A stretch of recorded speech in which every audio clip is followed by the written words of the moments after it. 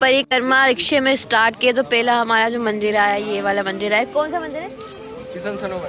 कृष्ण सरोवर मंदिर का नाम है।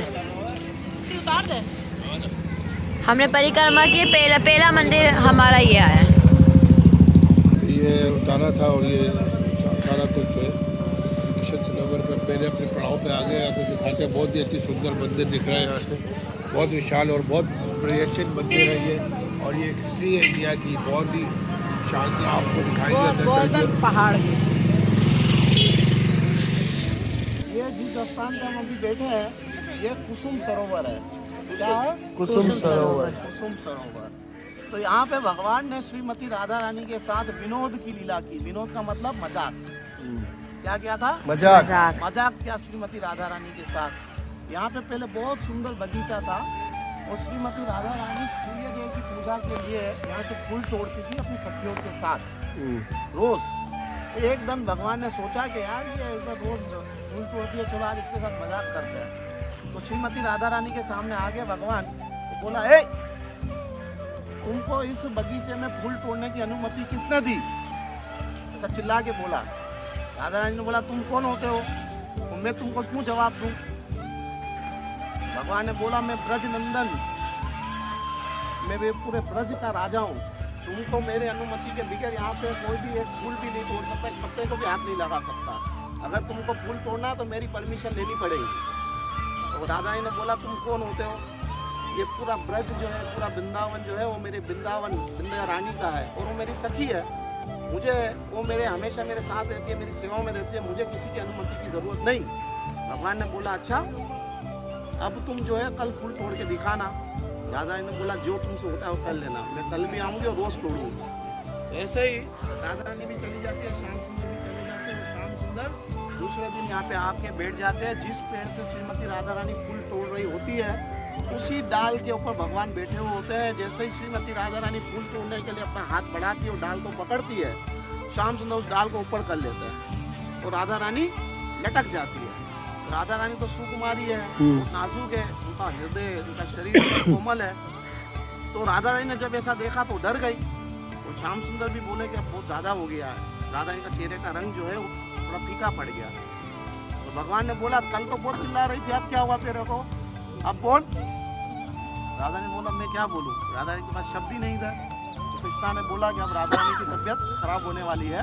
तो मगर उठा तो लिया, अब जब उठ गई, जब उठाने के समय तो नीचे पत्थर था। अब राधा रानी का अंग को पूरा सुकुमारी है, एकदम बहुत एकदम फूलों की पत्तियों से भी नाजुक है उनका अंग। तो बोला, ये गिरेंगी तो इसके तो हाथ पैर टूट जाएंगे। तो वो जो पुष्पों का फूल था, पुष्पों का जो पेड़ था, कुसुम का मतलब संस्कृत में फूल।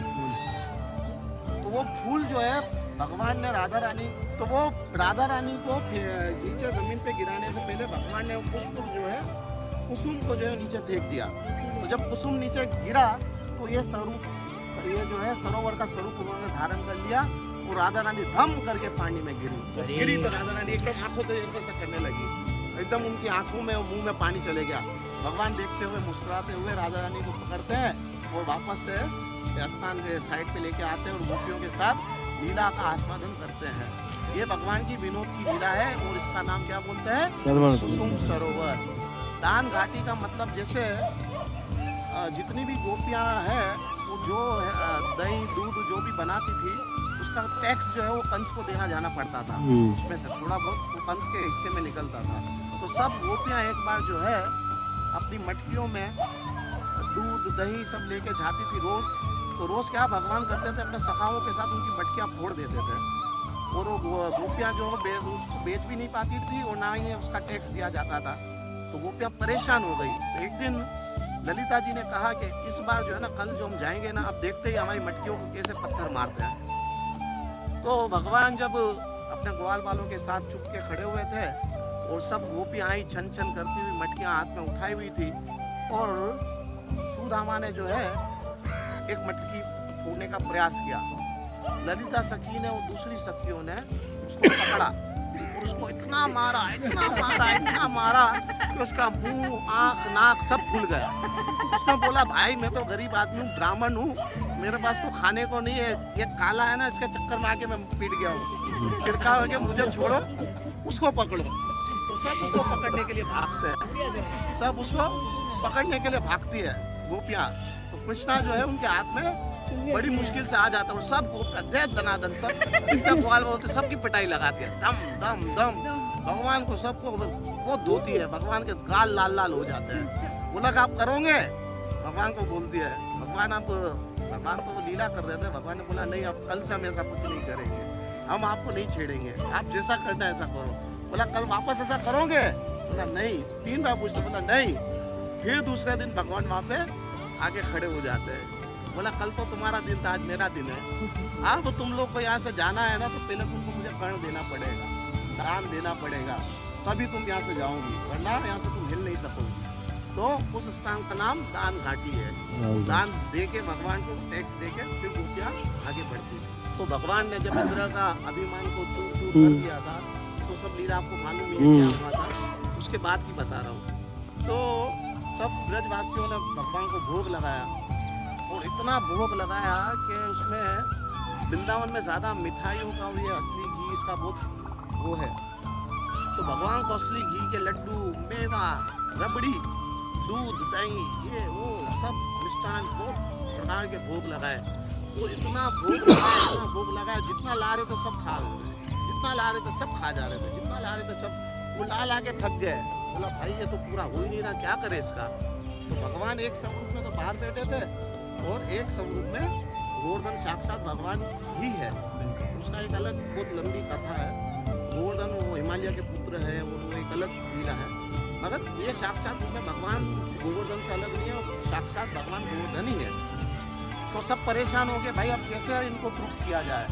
फिर आखिरी में माता यशोदा ने बोला कि भाई इनको जो है तुलसी दल दो, तभी ये इनकी तृप्ति होगी। तो फिर तुलसी दल दिया माता ने, और वो जो 56 भोग का जो था भगवान ने फिर डकार ले लिया और करके आवाज़ आई। तो इसका मतलब उन सब लोगों ने समझा कि अब भगवान का पेट भर गया है। और ये 56 भोग की प्रथा भी जो है ना तब से शुरू हुई। ठीक है, भगवान को दिन में कितनी बार भोग लगाया जाता है? 7 बार लगाया जाता है। तो भगवान ने 7 बार जो है 7 दिन तक जो है गोवर्धन की पर्वत को उठाया था। तो भगवान 7 दिन तक भूखे थे, उन्होंने बोला 7 दिन का कोटा प्लस करो, भगवान को भोग लगाओ। तो उस दिन से 56 भोग की प्रथा शुरू हुई। ये एक विशेष लीला ये है कि वो साक्षात हनुमान जी है। और भगवान कृष्ण और बलराम ने जो रेसलिंग ना कुश्ती वो उनसे सीखी थी, वो पहलवान है और वो आज भी यहाँ पे विराजमान है। ऐसा बताया जाता है कि जो गोवर्धन की परिक्रमा करता है और उसका दर्शन नहीं करता तो उसका परिक्रमा करना व्यर्थ हो जाता है। ये जो गोवर्धन का आकार है वो मोर के स्वरूप में है। जैसे मोर पीछे मुँह करके बैठा हुआ है, उसकी ये जो पूंछड़ी है ये यूँ उठी हुई है, तो गोवर्धन यूँ है इसका आकार। अगर नक्शे में बनाया जाए तो मोर का मुँह यूँ है और उसकी पूंछड़ी उसके सामने है। तो जो पूंछड़ी का लोटा वो पूंछड़ी है, वो मुखारविंद जहाँ हम जाएंगे वो भगवान का मुख है। तो हम ऐसा मोर का परिक्रमा करेंगे, ऐसा बताया जाता है। ठीक है, फिर इसके बाद पूंछड़ी के लोटे के बाद उद्धव कुंड है, नारद कुंड है, वहाँ शायद समय नहीं मिलेगा। फिर हम जाएंगे राधा कुंड और श्याम कुंड। राधा कुंड श्याम कुंड की लीला आपको मालूम है सबको? वस्तासुर नाम का राक्षस जो गाय के वेश में आया था, बैल के वेश में, सही उसका वध किया। तो शास्त्रों में बताया है 3 वध जो है कभी भी क्षमा याचना के योग्य नहीं है। पहला ब्राह्मण का, दूसरा कोई बालक का, और तीसरा गाय का। ये कभी भी इसकी मुक्ति है, इसको मारने के बाद इसका जो अपराध है वो शांत नहीं होता। मगर हम लोग जो तुलसी की परिक्रमा करते हैं, यानी पानी जापा पानी ब्रह्मा को हत्या नीचा, ब्रह्मा का हत्या किया, गाय का हत्या किया है, वो भी तुलसी का परिक्रमा कर लेता तो उसका पाप जो है वो नष्ट हो जाता है, ऐसा बताया जाता है। तो जब भगवान ने वस्तासुर का राम के राक्षस को मार दिया था, तो गोपियों ने पास जब भगवान रास करने गए तो गोपियों ने बोला हमारे को छूना मत, तुम पापी हो, तुम्हारा पाप हमको भी लग जाएगा, तो तुम हमारे पास नहीं आओ। भगवान ने बोला भाई मैं तुझे कैसे दूर रह सकता हूँ, इसका कोई प्रायश्चित बताओ। तो फिर गोपियों ने बोला कि भाई आप जो है जितने भी तीर्थ स्थान है उन सब में जाके स्नान करो, उसका पुण्य से आपका ये जो है पाप नष्ट हो जाएगा। भगवान ने बोला ठीक है। भगवान ने सब जितने भी तीर्थ स्थान के जल है उन सब को यहाँ पे आह्वान किया, तो जितने भी पवित्र नदियाँ हैं वो सब यहाँ पे भगवान की सेवा में उपस्थित हो गई। और भगवान ने एक कुंड खोदा अपनी बंसी से, उस बंसी से कुंड खोदने के बाद उन सब तीर्थ स्थानों के पानी को वहाँ पे विराजमान कर दिया और उस कुंड का नाम श्याम कुंड पड़ गया। भगवान ने उसमें स्नान किया और अपने पाप से निवृत्त हो गए और वापस बाहर आए। जब उनका कुंड देखा तो राधा रानी के मन में आया कि यार ये शाम का तो कुंड बन गया किसी ना किसी बहाने से, वो तो इसमें स्नान कर लेगा, मेरा। तो राधा रानी ने और सखियों ने बोला भाई अब तुम्हारा कुंड तो नहीं है, इसके लिए पानी लाना पड़ेगा। तो चलो हम लोग सब मटकियाँ लेके जाते हैं और मानसी गंगा से पानी लेके आएंगे और तुम्हारा कुंड बनाएंगे, इसको कुशा को नहीं बताएंगे। तो मटकियाँ लेके जाने लगी, अब कुंड भरना है, मटकियों से कैसे कुंड भरा जाएगा, वो भी सिर्फ मानसी गंगा, इसमें तो सब तीर्थों का जल है। तो वो सब थक गई। भगवान ने बोला कि मेहनत क्यों कर रही हो, मुझे बोल दो, मैं अपने जल का पानी, अपने कुंड का पानी तुमको दे देता हूँ। तो फिर राधा रानी ने बोला ठीक है। तो राधा रानी ने अपनी चूड़ी से जो उस कुंड को खोदा और भगवान की कृपा से जितने भी तीर्थ स्थानों के जल उसके कुंड में थे वो राधा कुंड में चले गए और वहाँ पे राधा कुंड का निर्माण हो गया। तो इसी प्रकार से राधा कुंड और श्याम कुंड दोनों अलग नहीं है, एक ही है। राधा कुंड में स्नान किया तो भी एक बात है, श्याम कुंड में भी किया तो एक ही बात है। वहाँ संगम है, हम वहाँ पे भी स्नान कर सकते हैं, यहाँ पे भी स्नान कर सकते हैं। तो ये राधा कुंड और श्याम कुंड महिमा हो गई। ठीक है, अभी हम लोग ये 5 स्थानों पे ही जाएंगे। कौन कौन सा बोला मैंने? एक कुसुम सरोवर हो गया, फिर मानसी गंगा, इसके बाद आएंगे कुश्ती का लोटा, उसके बाद आएगा पहला वो दान घाटी के बाद पुछड़ी का लोटा, पुछड़ी का लोटे के बाद मुखारविंद के बाद राधा कुंड और श्याम कुंड करके दंडवत करके जय जय श्री चलो। कृष्ण सरोवर आप लोग देख सकते हैं, इसकी आपको बताई महाराज ने हिस्ट्री। ये बगीचा था और अब कृष्ण भगवान ने इसको पानी बना दिया। और ये वो नदी है जो कृष्ण भगवान ने बगीचा था पहले उसको पानी बना दिया। भी हमने गोवर्धन परिक्रमा में ये होता है रिक्शे से कर सकते हो तो पैदल कर सकते हो, ये लोग पैदल भी कर रहे हैं, आप लोग देख सकते हो। पर हम रिक्शे में करें, हमारे पास टाइम नहीं है क्योंकि कल हमें फिर पाकिस्तान के लिए वापस निकलना है, इस वजह से। और ये हमारे रिक्शे खड़े हैं, अब हम फिर रिक्शे में बैठ जाएंगे और जब भी कोई मंदिर आएगा फिर हम उतरेंगे, दर्शन करेंगे, फिर रिक्शे में बैठेंगे, ऐसे पूरी हम गोवर्धन परिक्रमा पूरी करेंगे।